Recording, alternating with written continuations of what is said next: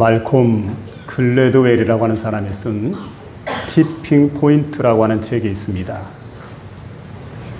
한 작은 물방울이 어느 바위의 한 지점에 지속해서 떨어지게 되면 어느 순간 균열이 생깁니다. 그 시점을 가리켜서 티핑 포인트 이렇게 말하게 되는데,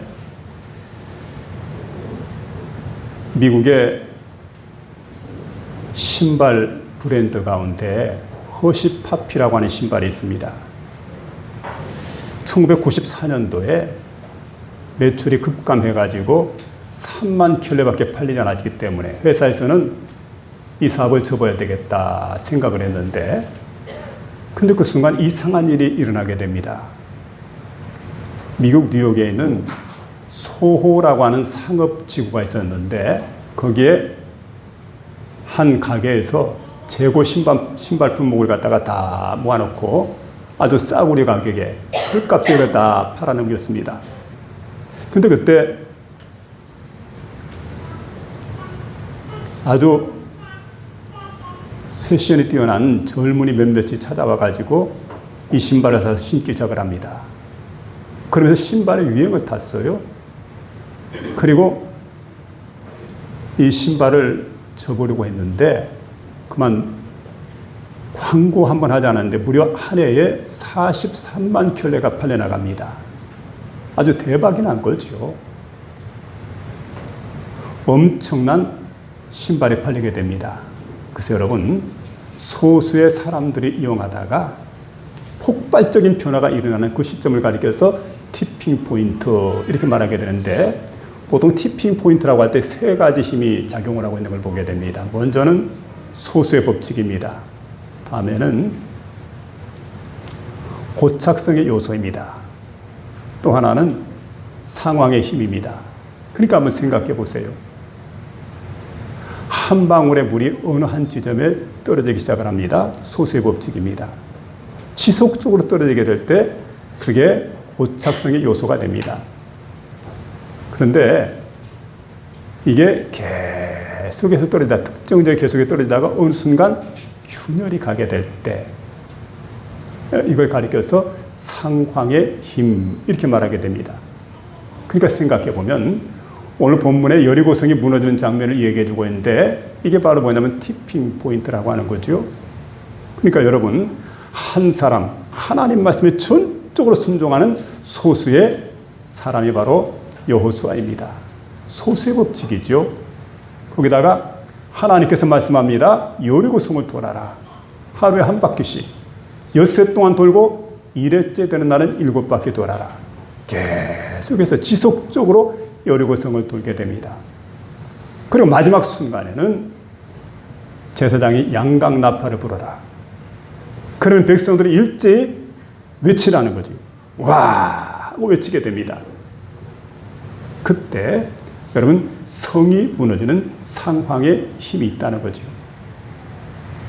오늘 특별히 주시는 말씀 가운데 우리 안에도 여리고가 있다는 것을 생각할 수가 있습니다. 여리고라고 하는 것은 옛적에 가나안 땅에만 있는 게 아니고 우리 안에 있는 여리고, 오랫동안 무너지지 않는 제 습관이라고 하는 게 있습니다.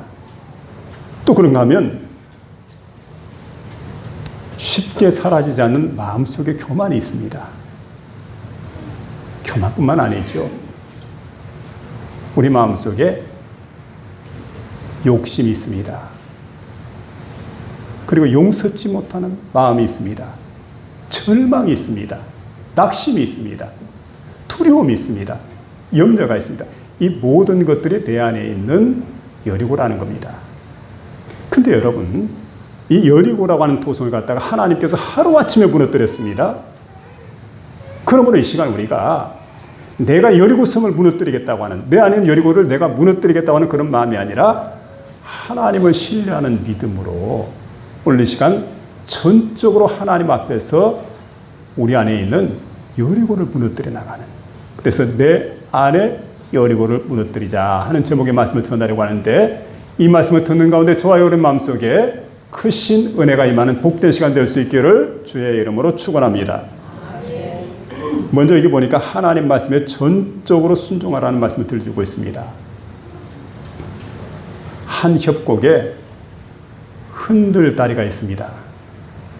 그러니까 많은 관광객이 이곳에 왔다가 흔들다리에 올라가서 이거 흔들다리를 건너가게 되는데, 근데 문제는 처음으로 올라가는 사람들은 대부분의 사람들이 두려워합니다. 그리고 팔을 떼지 못합니다. 이때 안내원이 앞에 가면서 얘기를 하게 돼요. 여러분이 서 있는 이 다리는 안전한 다리입니다.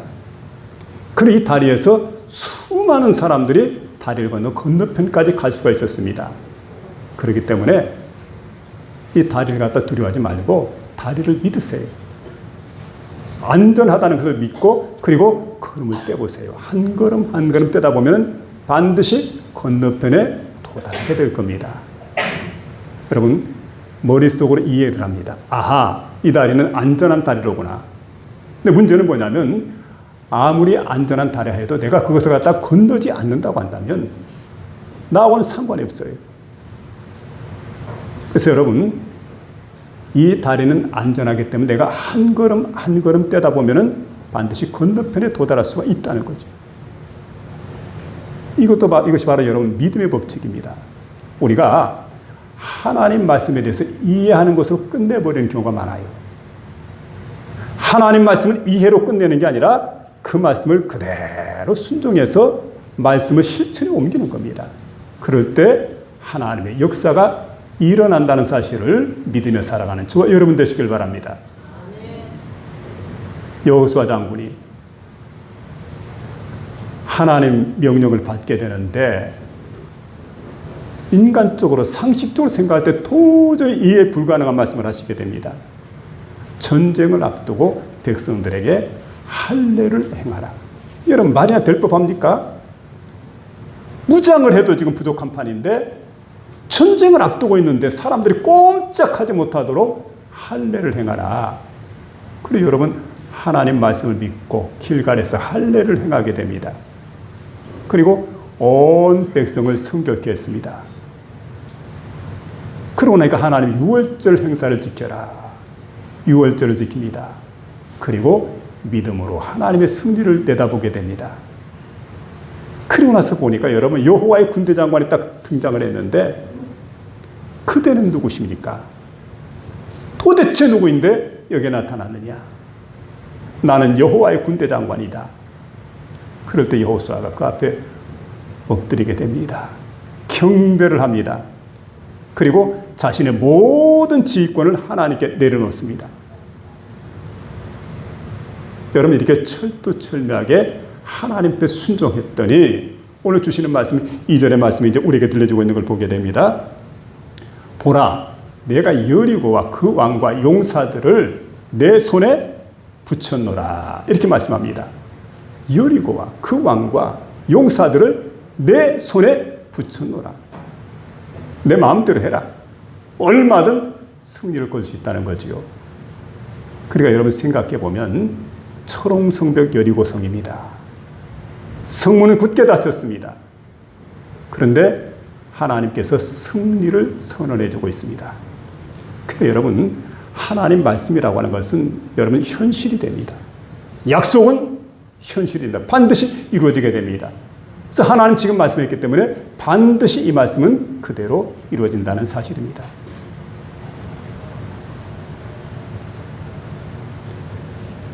하나님 말씀은 승리를 가져오는 최고의 무기가 됩니다. 그래서 여러분 하나님은 천지 만물을 창조하시는 하나님 말씀, 바로 그런 능력이죠. 그리고 하나님 말씀은 죽은 영혼을 살리시는 그런 능력이 있습니다. 그리고 병든 자를 회복시킵니다. 사탄의 권세를 무너뜨리는 그런 엄청난 성령의 권위 바로 하나님 말씀입니다. 절망에 있던 사람을 소망으로 옮겨주시고 그리고 이 세상 살아가는 동안 절망에 있는 많은 사람들이 있는데 자 이런 사람들을 갖다가 소망으로 옮겨주는 그 말씀이 바로 살아계신 하나님 말씀이라는 거죠. 그래서 오늘 하나님은 무장하라. 영적 전쟁에서 승리하는 비결은 여러분 자신의 경험이 아닙니다. 계산이 아닙니다. 하나님 말씀을 따라 살아가는 거지요. 하나님은 언젠가 모세에게 이렇게 말씀하게 되죠. 모세야, 홍해를 건너라. 근데 여러분, 앞에 넘실거리는 홍해바다가 있습니다. 근데 어떻게 그 홍해바다를 건널까요? 모세가 망설입니다. 하나님께 기도합니다. 그때 하나님께서 너 가진 지팡이를 가지고 홍해를 가르치라. 지팡이로 홍해를 가리키게 될 때 그때 홍해가 둘로 나눠지게 됩니다. 그래서 이스라엘 백성들이 건너게 되었는데 생각해 보니까 어떻게 건넜느냐. 모세 시대 때는 여러분 홍해가 갈라지고 난 다음에 이스라엘 백성들이 건너게 됩니다. 근데 참 이상하잖아요. 요단강 앞에 지금 이스라엘 백성들이 있는데 똑같이 요단강을 갈라놓고 하나님께서 건너가라고 말씀하지 않습니다. 어떻게 말씀합니까? 법궤를 맨 제사장들이 뛰어들어라. 요단강물이 지금 유유히 흐르고 있습니다. 급경사를 이루고 있는 요단강. 흙탕물입니다. 물이 많이 불었습니다. 몸액을 거두는 시기. 언덕에 지금 물들이 요단강물이 찰랑찰랑 거리는데 거기를 뛰어들어라. 여러분, 필요한 것은 하나님 말씀에 순종하는 겁니다. 도저히 이해가 안 되지만 하나님 말씀에 순종하는 겁니다. 그래서 말씀에 순종해서 뛰어들게 될 때 흐르던 요단강물이 멈추게 됩니다. 벽을 이루게 됩니다.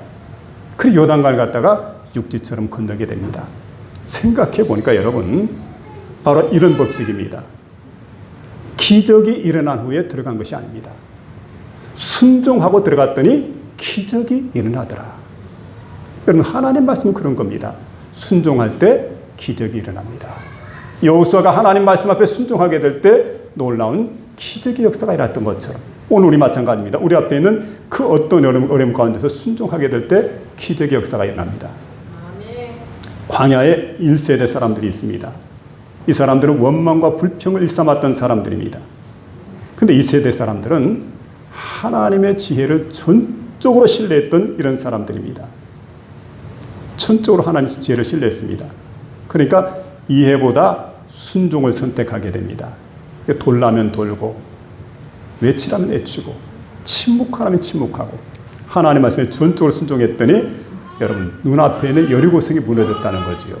우리 앞에도 여러분 여리고 같은 문제가 있습니다. 그렇다면 여러분 먼저 우리가 이 모든 여리고 같은 문제를 이해만 하려고 하지 말고 하나님 말씀이 주어지게 될 때 그 말씀을 내가 순종하게 되면 순종에는 반드시 능력이 나타납니다. 그래서 그 여리고가 엄청난 여리고, 견고한 여리고가 무너졌던 것처럼 우리 안에 있는 여리고 같은 엄청난 문제들이 해결되어지는 복된 역사가 일어난다는 사실을 믿으며 나가는 저와 여러분 되시기를 부탁을 드립니다. 두 번째 여기 보니까 믿음으로 행동하라는 말씀을 들려주고 있습니다. 하나님께서 제시하신 여리고성의 공격 작전은 사람의 상상을 초월하게 됩니다. 그러니까 여러분 하나님은 성벽을 무너뜨릴 무기를 준비하라고 말씀하지 않죠. 특공대를 조직하라고도 말씀하지 않습니다. 근데 하나님 방법이 뭘까 하고 보니까 여러분 이거 상식으로 이해가 안 돼요. 여리고성을 돌아라.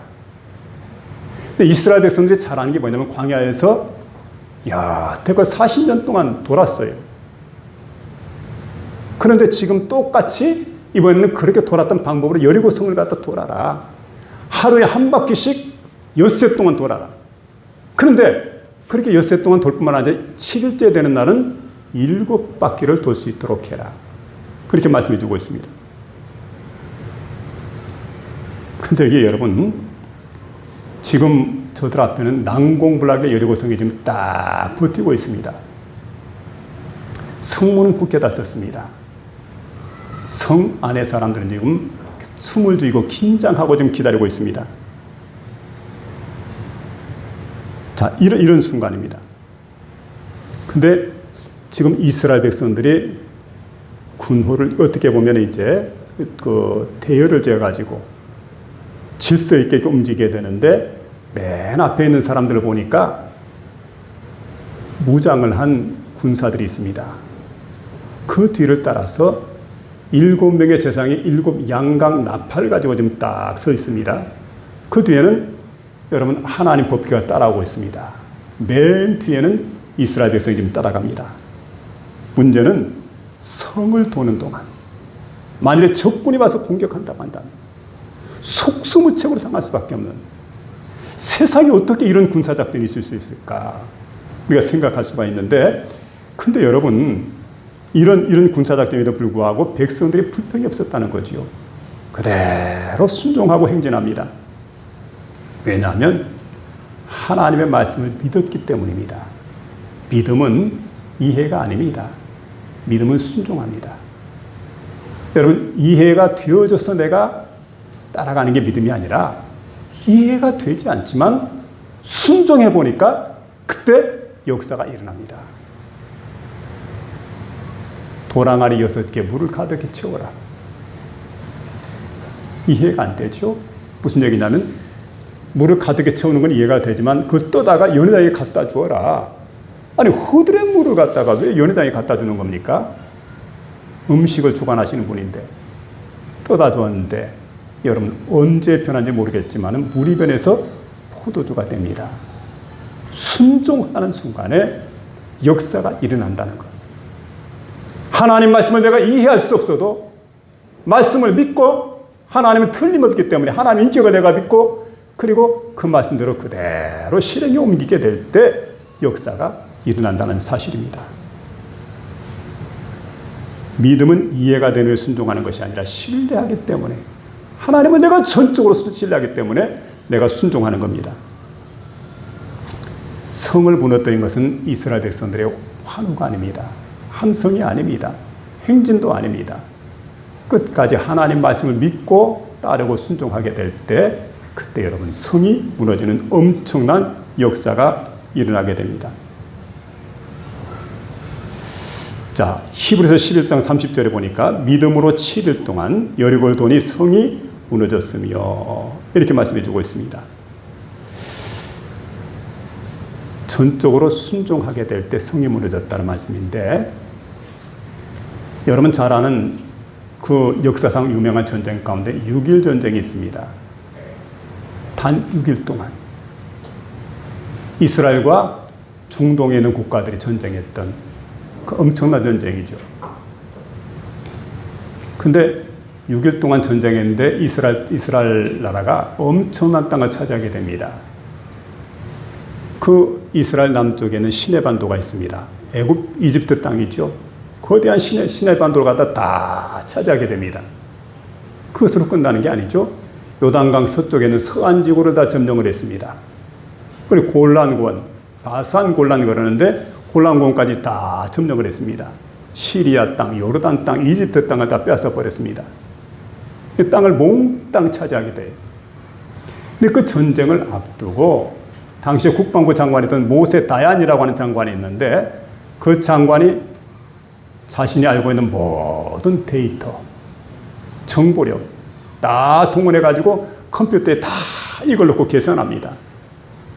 과연 300만 이스라엘 백성이 3억이 넘는 아랍 민족을 대상으로 싸워서 이길 수 있겠는가 하고 이것저것 다 종합해서 집어넣고 그리고 이제 물었습니다.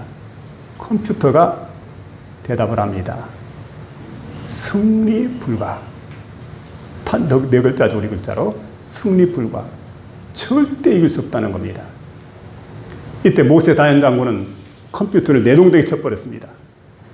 그리고는 생각을 합니다. 이번 싸움에서 우리는 절대적으로 과학의 힘을 의지하지 않고 믿음으로 승리한다. 그러고는 그 다음날부터 전쟁이 벌어지게 됩니다.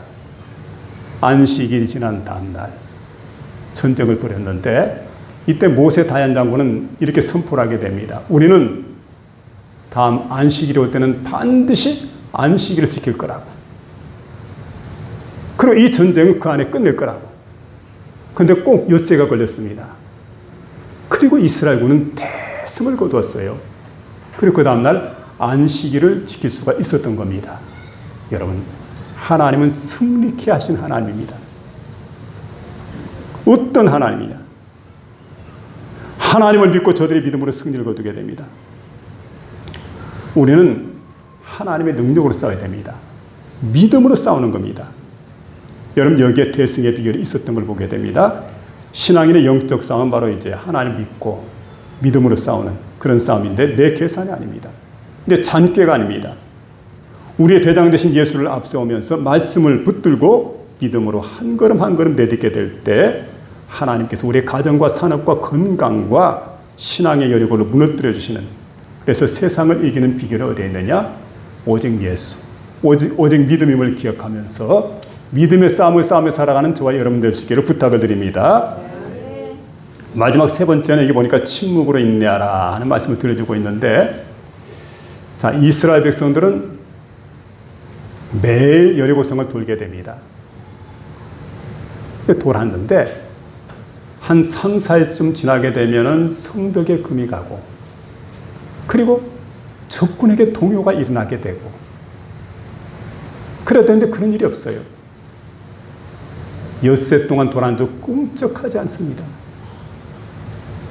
일회째 된 날 돌아봤지만 7바퀴를 돌아봤지만 변화가 없습니다.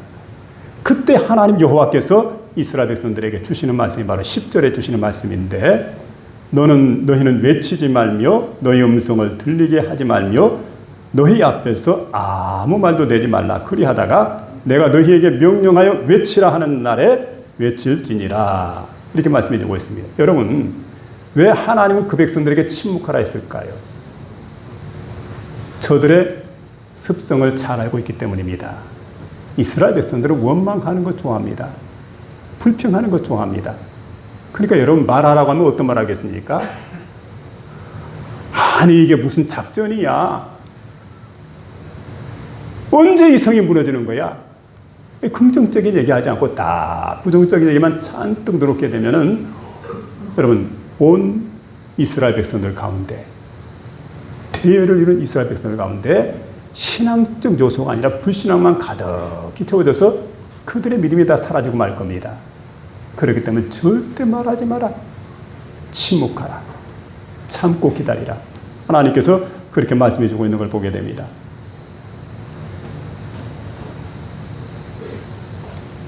그래서 하나님 먼저 저들의 입을 다스리게 만듭니다.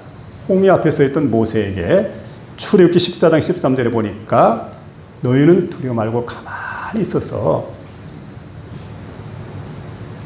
여호와께서 오늘 너희를 위하여 행하시는 구원을 보라. 이렇게 말씀해 줍니다. 하나님께서 일하시는 순간 우리가 떠드는 게 좋지 못합니다. 우리가 말하는 게 별로 도움이 안 됩니다. 여러분, 조급한 말보다 이 시간에는 믿음의 침묵이 필요합니다. 야고보서 1장에 보니까 1장 9절에 그렇게 말하죠. 사람마다 말하기는 더디하고 듣기는 속히 하고 말하기는 더디하고 성내기도 더디하라. 이렇게 말씀해 주고 있습니다. 침묵하라는 말이에요. 침묵하라. 침묵은 포기가 아닙니다. 하나님께 집중하는 겁니다. 그래서 여러분, 하나님의 음성을 듣고 하나님의 때를 기다리는 믿음, 이걸 하나님께서 기뻐하시는데, 짐 엘리어트라고 하는 선교사가 이렇게 말하게 됩니다. 사단이 적어도 3가지를 장악하고 있다고 말합니다. 그게 뭐냐면, 사단은 소음을 장악하고 있습니다. 군중들을 장악하고 있습니다. 또 한 가지는 조급합니다. 사람들 보게 되면은 다 시끄럽죠. 조급합니다. 근데 여러분, 세상의 소리가 크게 들려오지만 믿음의 사람들이 듣는 소리는 세상의 소리가 아닙니다. 언제나 하나님의 음성이 들려옵니다. 그래서 여러분, 하나님의 음성을 세상에서 크게 듣는 사람들이 바로 믿음의 사람입니다. 잘 아시는 빅톨 이고의 레미제라블이라고 하는 소설이 있습니다. 레미제라블이라고 하는 소설은 제목이 불쌍한 사람들입니다. 우리말로 번역하면 불쌍한 사람들. 근데 왜 불쌍해졌냐면은 사회 제도가 잘못됐기 때문에. 그럼 장발장이라는 사람이 조카들을 위해서 빵 하나를 훔치게 됩니다. 그것 때문에 19년 동안 옥살이를 치르게 됩니다. 참 억울하게 감옥에서 19년 동안 있다가 나오게 되는데 사회적으로 바로 출소자라는 낙인이 찍히게 됩니다. 아무도 그를 알아주지 않아요. 모두가 손가락질하게 됩니다. 이게 당시의 사회 제도였던 겁니다. 그래 여러분, 사회가 바로 정의로운 사회가 아니라 불의한 사회가 되어버렸어요. 약자에 대한 배려가 전혀 없는 사회가 되어버렸습니다. 그러니까 한마디로 말하면 여러분, 여기에 한 범법자를 갖다 고소하는 게 아니고 잘못된 사회적 풍토지요.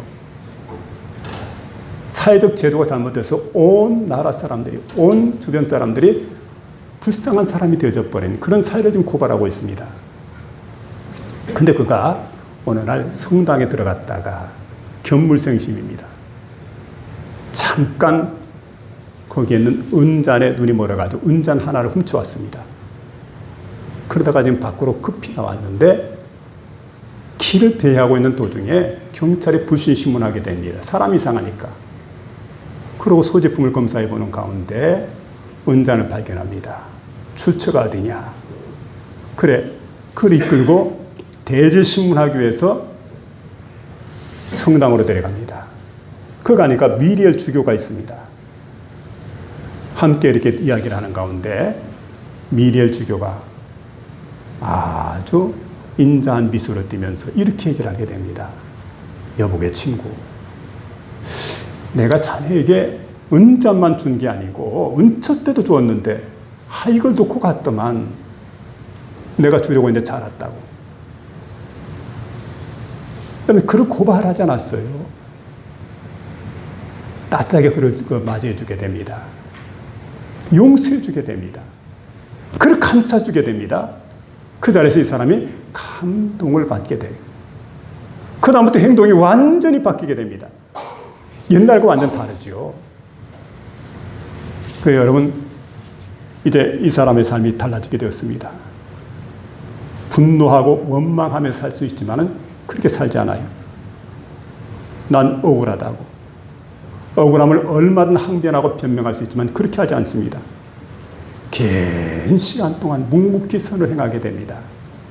그리고 그의 삶을 통해서 주변의 수많은 사람들이 변화가 되고 아름다운 열매를 맺게 되는 그런 모습을 바라다 보게 됩니다.